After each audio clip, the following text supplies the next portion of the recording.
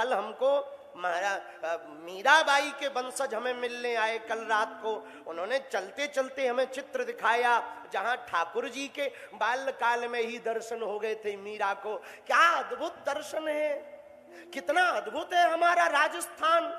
एक छोटी सी बालिका छत के ऊपर खड़ी है, मां साथ में है, राजघराने की बेटी छोटी सी बच्ची छत के ऊपर खड़ी। उसी समय एक बारात जा रही, दूल्हा को देख करके वो बच्ची माँ से कौतुकवश उत्साहवश पूछती है, माँ माँ माँ ये कौन है?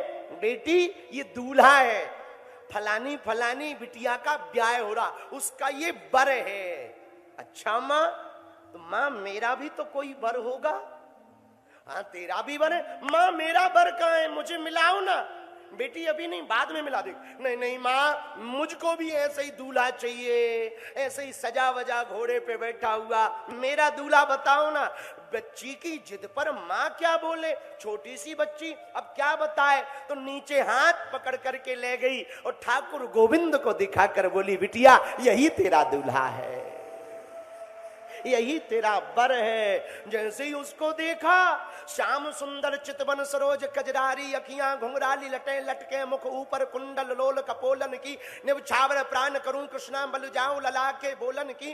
घुंघराली लटे लटके मुख ऊपर उस कृष्ण चंद्र वन चंद्र मुरली मनोहर छलिया गिरधारी वनवारी चित चोर माखन चोर कृष्ण कन्हैया गोविंद को देखा, जो रास रचाता नाच नचाता थिरकता है, जो कालिया नाग की तह पर कालिया नाग को हमारे ठाकुर श्री कृष्ण चंद्र जी मात्र एक बंसी की धुन की पग पर बैठ करके भगवान कालिया नाग के फनों पर फन फन फनाते हुए फनों के ऊपर भगवान जो लीला करते, मुरली की अधरों में रख करके बांसुरी के करुण क्रंदन स्वर को निकालते, उस गोविंद की अधरामृत होंठों को देखकर, काली काली कजरारी अखियों को देखकर वो छोटी सी बच्ची बालिका भगवान श्री कृष्ण चंद्र के प्रति इतनी आकर्षित हो जाती कि गोविंद को गोद में लेकर के कह देती, मेरो तो गिरधर गोपाल दूसरो ना कोई, मेरा तो अब गिरधर गोपाल है, दूसरा कोई है ही नहीं। फिर बाद में वो गाती, जाके सिर मोर मुकुट मेरो पति सोई, मेरो तो गिरधर गोपाल। बड़ी हो गई गोविंद के ही जीवन में, बड़ी हो गई। अब तो वो ठाकुर को ही लाल लड़ाती, यही मेरो दूल्हा है, ये चित्त में बैठ गया, यही मेरो दूल्हा है। पता है आपको ये मीरा बालकाल से इतनी बाबरी क्यों थी? ऐसा क्या हुआ? अरे ये कोई साधारण मीरा नहीं है, ना ना ना ना। राजस्थान, मेड़ता, नागौर, अजमेर में रहने वाले सनातनियों सुनो, ये तुम्हारी मीरा कोई साधारण नहीं है, कृष्ण के समय की गोपी है, कृष्ण के समय की गोपी है, कृष्ण के समय की। द्वापर युग में जब भगवान श्री नंद नंदन यशोदाम नंदन देवकी नंदन बनकर के प्रकट हुए ब्रज में, तब एक घटना हुई, ध्यान से सुनना। मीरा कौन है? भगवान प्रकट भय।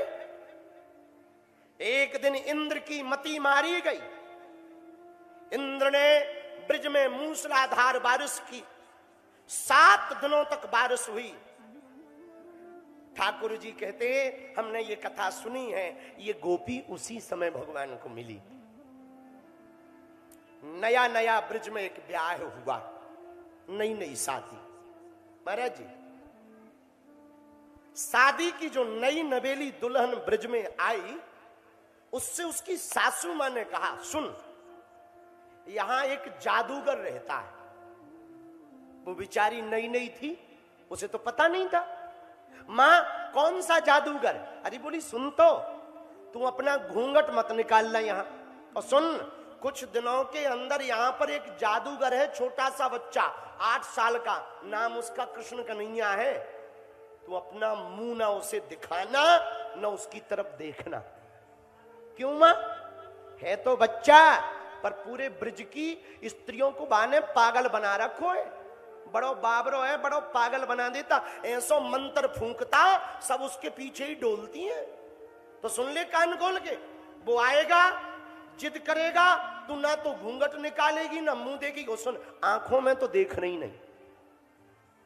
जादू भरी तेरी नजर जिधर गई, हाँ जादू भरी तेरी आंखें जिधर गई, नैनों की कटारी बारी बारी छुई मुई छतियन पे गुजर गई।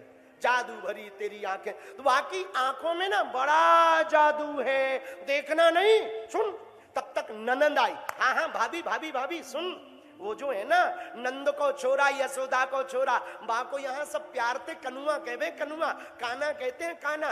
बड़ो जादूगर है भाभी, मेरी बात मान लेना प्लीज, तुम बा को मुंह ना देखना।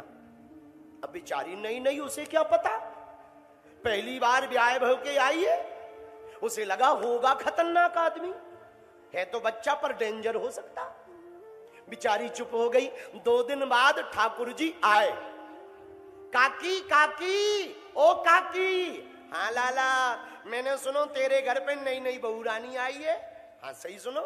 काकी बुरा ना मानो, नेक जो मुंह देख ले, जा तू ही जा। काकी ने धक्का दिया बहू को, आ गया, कान में को आ गया, वही जादूगर। बाने घूंघट पकड़ लो। अब ठाकुर जी तो लीलाधर। अरे ओ भाभी, पहली बार तुम ब्रज में आई है, मुखड़ो तो दिखाई दे, कैसी दिखबे। बाने घूंघट में ही सिरे लाओ ना। अरे पागल है क्या, दिखा मुंह। नेक भाभी मुंह तो देख ले, गोरी है, कारी है, काली कलूटी है, नेक मुंह तो दिखा दे।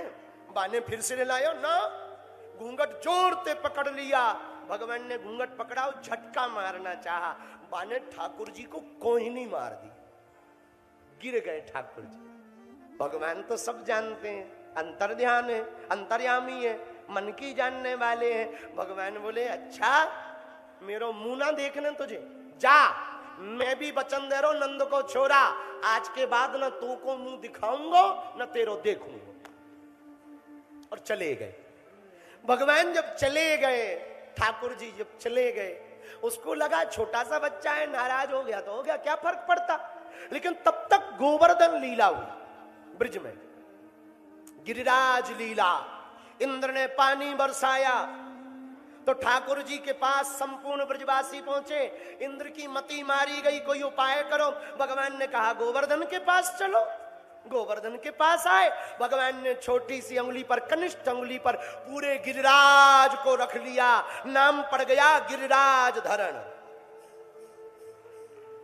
2-3 दिन के अंदर सारे ब्रजवासी गोवर्धन पर्वत के जो नीचे छुपे हुए थे ना पानी से बचने के लिए, वो सब ठाकुर के दर्शन करने आए। कोई मक्खन खिला रहा, कोई हाथ दबा रहा, कोई ठाकुर को जी भर के देख रहा। जरा देर ठहरो श्याम, थोड़ा देख लेने दो, अभी हमने जी भर के देखा नहीं है। जी भर के देख रहा कोई। अब वो गोपी भी आई जिससे भगवान नाराज थे, वो भी आई, जिसको मुंह नहीं दिखाना था। वो आई तो उसने बड़ा सुन रखा कि नन्नो सो छोरे ने, छोटे से बालक ने गोवर्धन पर्वत को धारण कर रखा। उसने सोचा जरा एक बार तो चुपके से देख लें कि वो कौन है। और जहां एक बार नजर गई, सोई बाबरी हो गई। अपनो घूंघट घूंघट फेंक कर ठाकुर जी के सामने ऐसी खिंची खड़ी हो गई मानो चुंबक खिंची हुई चली आई है। जैसे लोहा खिंचा आता ना चुंबक की तरह, वैसी खिंची हुई गोपी गोविंद के सामने खड़ी हो गई। भगवान पहचान गए ये वही है जिसने अपना मुंह ना आए, मुंह को दिखाओ। भगवान ने टेढ़ो मुंह कर लो। वो उस तरफ भागी गई, भगवान ने इस तरफ मुंह कर लो। भागी अब तो उसे ऐसी ललक लगी कि रही ना पाए, और वो जिस तरफ जाए भगवान वहीं से मुंह हटा ले। अंत तो गत्वा वो इधर भागे उधर भागे, दिन भर यही चला। रात को भगवान ने ऊपर ही मुंह कर लिया, ले देख ले।